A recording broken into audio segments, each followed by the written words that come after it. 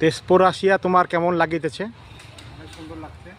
তাই এখানে পরিবেশ দেখে কতদিন পর আসা হলো তোমার তেজপুর? মোটামুটি আমি 1 মাস পরে আসলাম। তাই বহুত ভালো লাগে এখানে আসলে আমার। এই জায়গাটার নাম মনটা কি? যেন তাই অনেক পবিত্র ভালো হয়ে যায় লাগে। যেরকম। হ্যাঁ হ্যাঁ। এই জায়গাটা কোন জায়গা, এটা নামটা কি জানতে পারি কি? এটা গণেশ ঘাট বলে, আমার যত জানা গণেশ ঘাট বলে জানা যায়। হ্যাঁ এখানে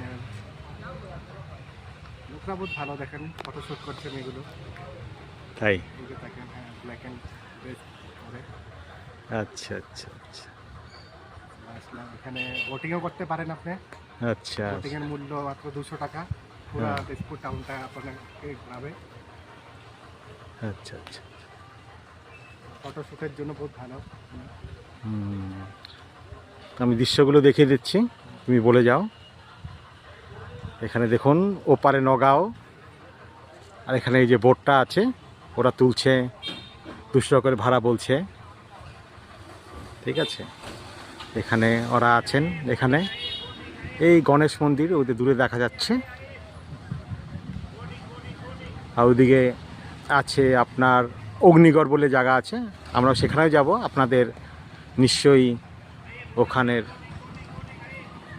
দর্শন করাবো। আর দূরে দেখা যাচ্ছে আমাদের কলিয়াভোমরা দলং ব্রিজ যাকে বলে। মোটামুটি এটা 4 থেকে 5 কিলোমিটার এটা দূরত্ব। এটা তেজপুর থেকে সংযোগ করেন নগাঁও জেলার কলিয়াভোমরা বলে জায়গা আছে এখানে, তেজপুর থেকে এটা সংযোগ হয়। এখানে দেখুন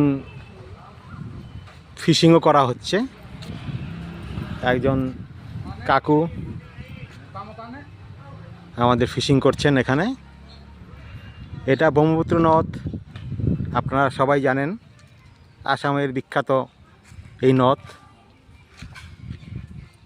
এটা চাংপো নদী হয়ে এসেছে চীন থেকে, লোহিত নদী নাম নিয়েছে অরুণাচল প্রদেশে,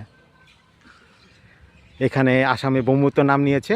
এটা ধুবড়ি হয়ে বাংলাদেশে মিশে গেছে যমুনাতে, ওখানে যমুনা নদী আছে বাংলাদেশের, সেখানে মিশে গিয়েছে।